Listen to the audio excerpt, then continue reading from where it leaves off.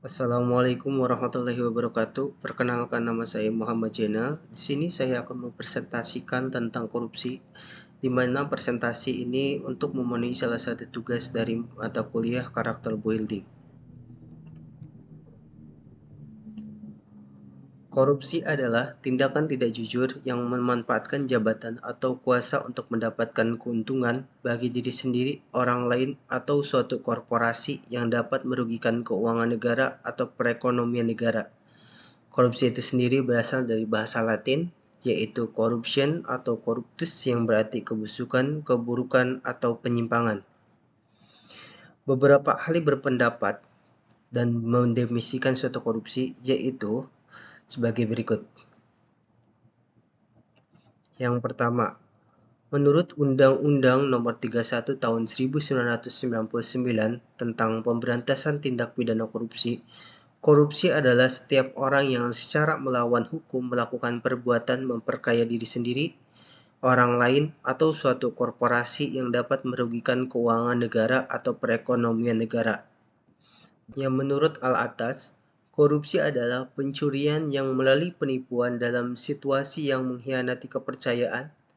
Korupsi merupakan wujud perbuatan immoral dari dorongan untuk mendapatkan sesuatu menggunakan metode penipuan dan pencurian.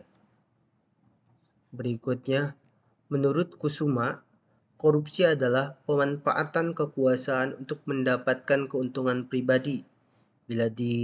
Bila diperhatikan dengan seksama, definisi korupsi ini maka termasuk kolusi dan nepotisme merupakan bagian dari korupsi atau bentuk korupsi itu sendiri.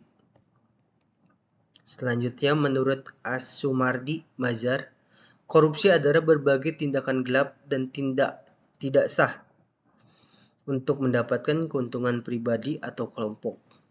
Selanjutnya, menurut Guy Benveniste, korupsi adalah penggunaan jabatan publik untuk kepentingan pribadi. Benveniste membagi korupsi menjadi 3 jenis, yaitu korupsi ilegal, korupsi korupsi merkantil, dan korupsi ideologis. Selanjutnya, menurut The Lexicon Webster Dictionary, korupsi adalah kebusukan, keburukan, kebejatan, ketidakjujuran, dapat disuap, tidak bermoral, penyimpangan dari kesucian, kata-kata atau ucapan yang menghina atau memfitnah. Selanjutnya, menurut Gunnar Meidel, korupsi adalah suatu masalah dalam pemerintahan karena kebiasaan melakukan penyuapan dan ketidakjujuran, membuka jalan membongkar korupsi dan tindakan-tindakan penghukuman terhadap pelanggar. Selanjutnya, menurut Transparansi Internasional, korupsi adalah penyalahgunaan kepercayaan publik untuk kepentingan pribadi. Menurut World Bank, korupsi adalah penyalahgunaan kekuasaan publik untuk kepentingan pribadi atau kelompok kecil yang mengakibatkan kerugian bagi masyarakat atau negara. Selanjutnya, menurut Robert Kitgert, korupsi terjadi ketika kekuasaan dipakai untuk mencapai tujuan yang ilegal atau tujuan yang sah secara ilegal. Korupsi dapat dilihat dari beberapa perspektif. Berikut adalah perspektif korupsi. Yang pertama itu perspektif rasionalitas, di mana korupsi terjadi karena perhitungan biaya manfaat individu yang dipengaruhi oleh insentif, sanksi, dan peluang. Yang berikutnya yaitu perspektif struktural. Korupsi dipengaruhi oleh faktor-faktor struktural seperti sistem politik, ekonomi, hukum, dan administrasi. Yang terakhir yaitu perspektif budaya, di mana korupsi dipengaruhi oleh nilai-nilai, norma, dan tradisi budaya. Berikut adalah teori-teori mengenai korupsi. Yang pertama yaitu teori ekonomi. Teori ini menganggap korupsi sebagai akibat dari ketidakseimbangan antara permintaan dan penawaran barang dan jasa publik, serta adanya peluang dan insentif untuk melakukan korupsi. Teori ini juga menyatakan bahwa korupsi memiliki dampak negatif terhadap pertumbuhan ekonomi, efisiensi alokasi sumber daya, distribusi pendapatan, dan kesejahteraan sosial. Selanjutnya yaitu teori politik. Teori ini menekankan peran sistem politik, struktur kekuasaan, budaya politik, dan partisipasi masyarakat dalam mempengaruhi tingkat dan bentuk korupsi. Teori ini juga mengklaim bahwa korupsi dapat mengurangi kualitas demokrasi, legitimasi pemerintah, akuntabilitas publik, dan hak asasi manusia. Dan yang terakhir yaitu teori sosiologi, di mana teori ini memfokuskan pada faktor-faktor sosial, budaya, dan normatif yang mempengaruhi perilaku korupsi. Teori ini juga mengemukakan bahwa korupsi dapat mempengaruhi nilai-nilai, sikap, dan perilaku masyarakat, serta mengubah struktur sosial, hubungan sosial, dan solidaritas sosial. Selanjutnya yaitu jenis-jenis korupsi. Apa sih jenis-jenis korupsi itu sendiri? Berdasarkan pasal-pasal dalam Undang-Undang Nomor 31 Tahun 1999 tentang Pemberantasan Tindak Pidana Korupsi, terdapat 30 bentuk atau jenis tindak pidana korupsi. Namun hanya ada 7 jenis korupsi yang paling sering terjadi atau umum dilakukan, yaitu yang pertama penyuapan. Penyuapan atau bribery, penyuapan adalah pembayaran dalam bentuk uang atau sejenisnya yang diberikan atau diambil dalam hubungan korupsi. Dengan demikian, dalam konteks penyuapan, korupsi adalah tindakan membayar atau menerima suap. Penyuapan biasanya dilakukan dengan tujuan untuk memuluskan atau memperlancar suatu urusan tertentu ketika harus melewati proses di birokrasi formal. Yang selanjutnya yaitu penggelapan atau pencurian, embezzlement. Penggelapan atau pencurian merupakan tindakan kejahatan menggelapkan atau mencuri uang rakyat yang dilakukan oleh pegawai pemerintah, pegawai sektor swasta, atau aparat birokrasi. Yang selanjutnya yaitu penipuan atau fraud, di mana jenis korupsi ini didefinisikan sebagai kejahatan ekonomi berwujud kebohongan, penipuan, dan perilaku tidak jujur. Jenis korupsi ini merupakan kejahatan ekonomi yang terorganisasi dan biasanya melibatkan pejabat. Dengan begitu, kegiatan penipuan relatif lebih berbahaya dan berskala lebih luas dibandingkan penyuapan dan penggelapan. Selanjutnya yaitu pemerasan, extortion. Korupsi dalam bentuk pemerasan merupakan jenis korupsi yang melibatkan aparat dengan melakukan pemaksaan untuk mendapatkan keuntungan sebagai imbalan jasa pelayanan yang diberikan. Atau ini hampir sama dengan penyuapan mungkin. Selanjutnya yaitu nepotisme. Nepotisme adalah bentuk korupsi yang berhubungan dengan penyalahgunaan kekuasaan untuk memberikan keuntungan kepada keluarga atau kerabat dekat. Nepotisme dapat terjadi dalam berbagai bidang seperti perekrutan pegawai, pemberian kontrak, pengadaan barang dan jasa, dan lain sebagainya. Yang selanjutnya yaitu kolusi atau collusion. Kolusi adalah tindakan bersekongkol antara dua pihak atau lebih untuk melakukan korupsi. Kolusi biasanya melibatkan pejabat publik dengan pihak swasta, seperti pengusaha, kontraktor, konsultan, dan lain-lain. Kolusi dapat mengakibatkan kerugian bagi negara dan masyarakat, seperti pemborosan anggaran, kualitas proyek yang rendah, dan persaingan yang tidak sehat. Dan yang terakhir yaitu gratifikasi. Ini mungkin yang sering terjadi di lingkungan kita. Karena tanpa kita sadari kita sudah melakukannya. Apa sih itu gratifikasi? Gratifikasi adalah pemberian uang, barang, atau jasa yang berhubungan dengan jabatan atau kewenangan seseorang, baik yang diminta maupun tidak diminta, dengan maksud untuk mempengaruhi keputusan atau tindakan yang menguntungkan pemberi. Gratifikasi dapat berupa hadiah, sumbangan, hibah, fasilitas, perjalanan dinas, dan sebagainya. Selanjutnya yaitu apa sih karakteristik korupsi? Karakteristik korupsi itu sendiri memiliki beberapa karakter yang dapat membedakan dari tindakan lain yang melanggar hukum seperti berikut. Yang pertama, karakteristik dari korupsi itu yaitu Korupsi melibatkan penyalahgunaan kepercayaan, kewenangan, kesempatan, atau sarana yang dimiliki oleh seseorang karena jabatan dan kedudukannya. Berikutnya yaitu korupsi bertujuan untuk memperkaya diri sendiri, orang lain, atau korporasi secara tidak sah atau tidak wajar. Nah, berikutnya yaitu korupsi merugikan keuangan negara atau perekonomian negara, baik secara langsung maupun tidak langsung. Korupsi bersifat rahasia, terselubung, dan sulit terdeteksi atau terungkap. Dan yang terakhir yaitu korupsi melibatkan dua pihak atau lebih yang saling berhubungan eh, dan berkepentingan. Itu adalah karakteristik korupsi. Korupsi ini sangat merugikan bagi negara kita, terutama negara Indonesia adalah negara dengan sumber daya alam yang banyak, budaya dan potensi pembangunan yang bagus. Namun di balik kemajuan dan kemakmuran yang dicapai oleh bangsa ini, terdapat bayang-bayang gelap yang mengancam masa depannya. Bayang-bayang itu bernama korupsi. Korupsi adalah musuh bersama yang harus kita perangi bersama-sama. Bahkan dalam 5 tahun terakhir, Indonesia masih berada di peringkat rendah dalam Indeks Persepsi Korupsi atau IPK yang dirilis oleh Transparansi Internasional pada tahun 2022. Indonesia berada di peringkat 102 dari 180 negara dengan skor 37 dari 100. Bahkan Indonesia menduduki posisi kelima di Asia Tenggara dengan skor 34 dari 100 skor. Ini menunjukkan bahwa tingkat korupsi Indonesia masih tinggi dan membutuhkan upaya serius untuk penanggulangannya. Berdasarkan data dari Komisi Pemberantasan Korupsi atau KPK dari tahun 2021 sampai 2022 saja sudah ada 187 kasus tindak pidana korupsi atau TPK yang ditindak oleh KPK.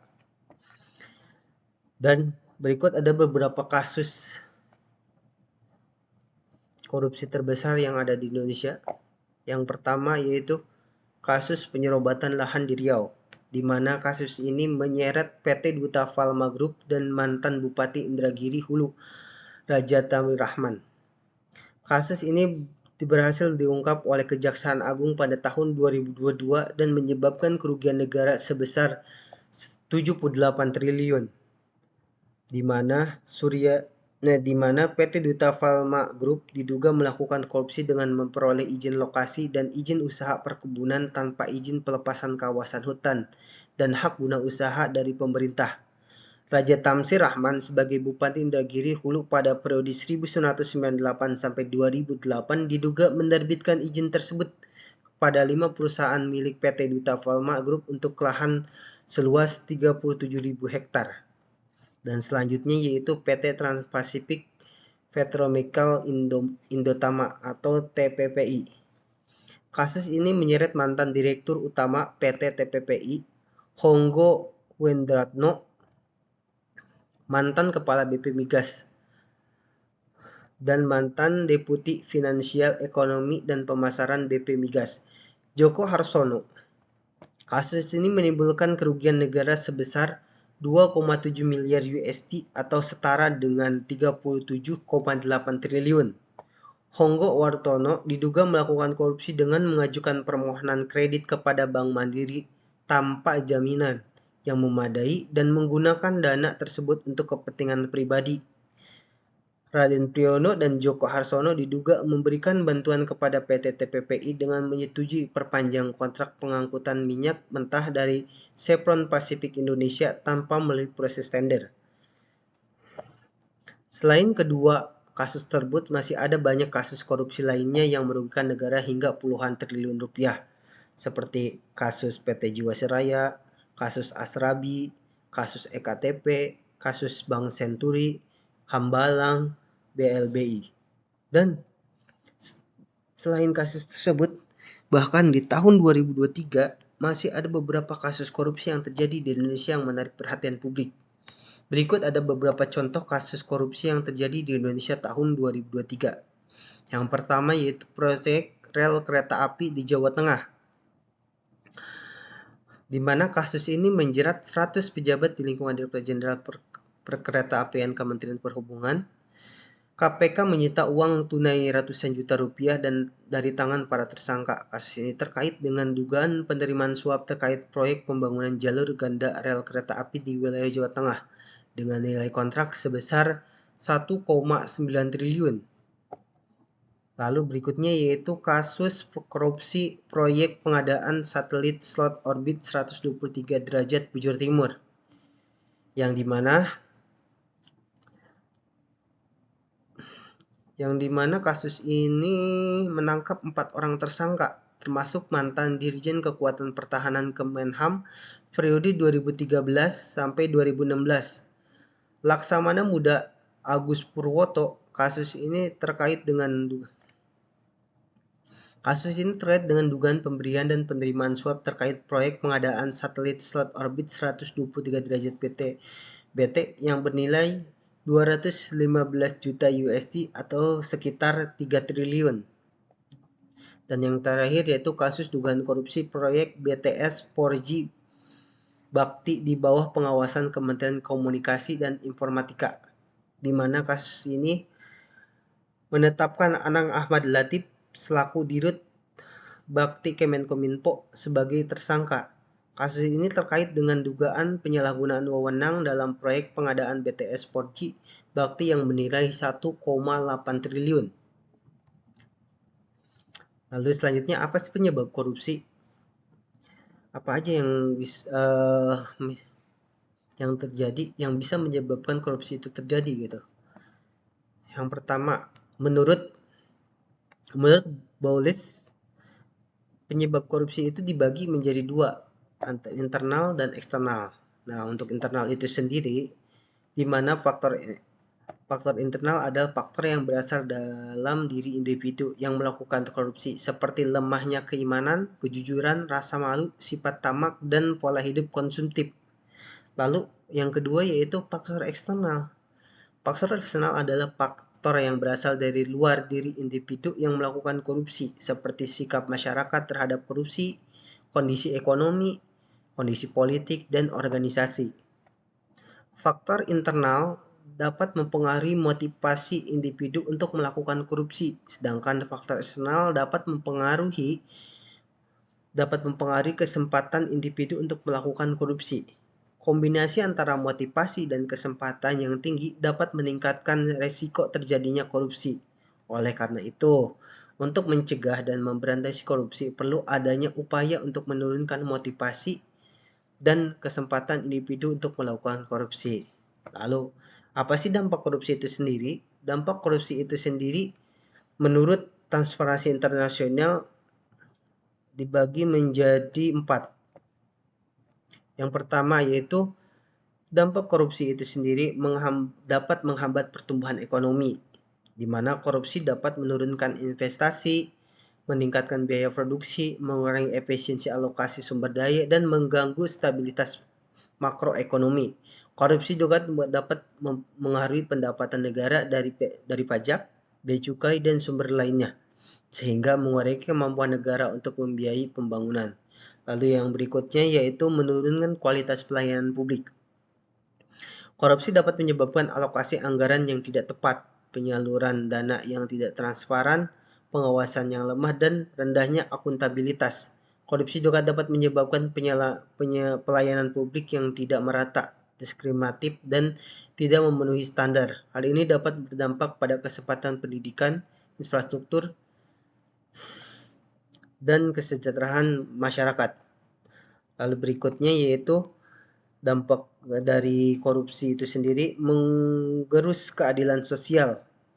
Korupsi dapat menciptakan ketimpangan sosial dan ekonomi antara kelompok-kelompok masyarakat.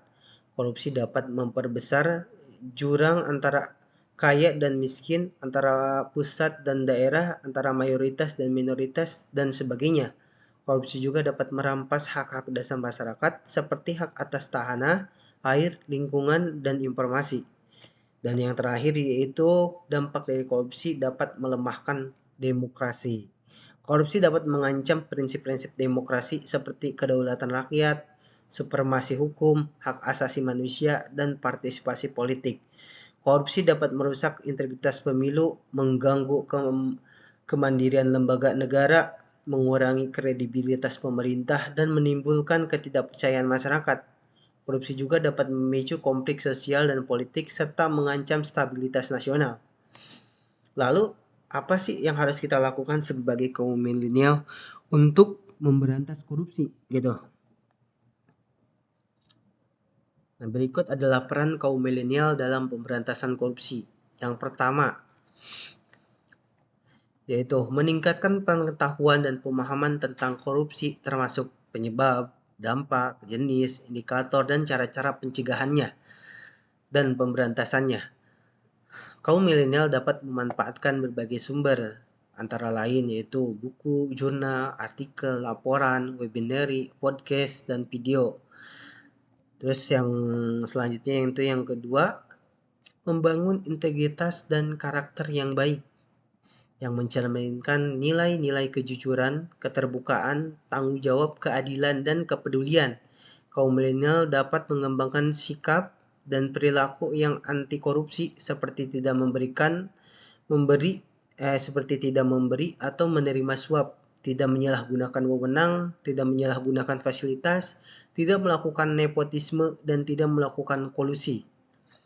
Lalu yang berikutnya yaitu mendorong dan mendukung reformasi sistem dan institusi yang bertujuan untuk meningkatkan transparansi, akuntabilitas, partisipasi, dan pengawasan publik. Kaum milenial dapat berpartisipasi dalam proses pembuatan kebijakan, penganggaran, pengadaan barang dan jasa, pengolahan sumber daya, dan penegakan hukum, serta pengawasan dan melaporkan setiap dugaan atau temuan korupsi. Dan yang terakhir yaitu menentukan dan memperkuat. Yang terakhir yaitu membentuk dan memperkuat jejaring dan gerakan anti korupsi yang melibatkan berbagai pihak seperti organisasi masyarakat sipil, media, akademis, aktivis, seniman, dan tokoh masyarakat. Demikian yang bisa saya presentasikan, kurang lebihnya mohon maaf. Wassalamualaikum warahmatullahi wabarakatuh.